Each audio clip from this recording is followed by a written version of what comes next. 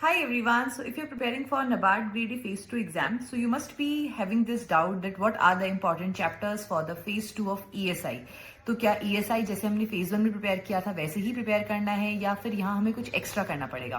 देखो स्टूडेंट्स, यहाँ पर ESI Phase 2 के अंदर हमसे दो तरीके से पूछा जाता है. पहला होता है ऑब्जेक्टिव तरीके से और दूसरा है सब्जेक्टिव तरीके से.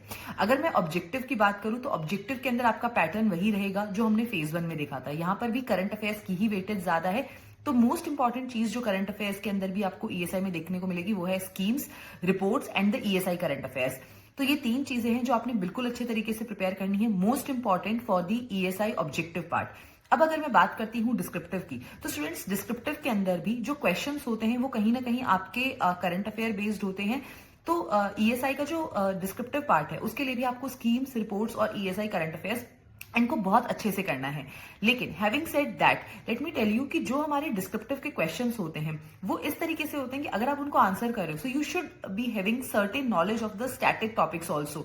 जैसे कि रूरल क्रेडिट के ऊपर क्वेश्चंस आते हैं, so you should be knowing कि रूरल क्रेडिट होता क्या है, रूरल क्रेडिट का क्या स्ट्रक्चर है हमारी कंट्री के अंदर, राइट. और सिमिलरली अगर डेमोग्राफिक डिविडेंड के ऊपर क्वेश्चन आता है तो you should be aware of कि what is the definition of the demographic dividend, what is the what is the trend of demographics in our country. So you should be aware of such static topics also. So इसी trend को देखते हुए अगर मुझे आपको कुछ important topics बताने हो ESI स्टैटिक पार्ट के लिए, so that includes all the chapters of your social issues.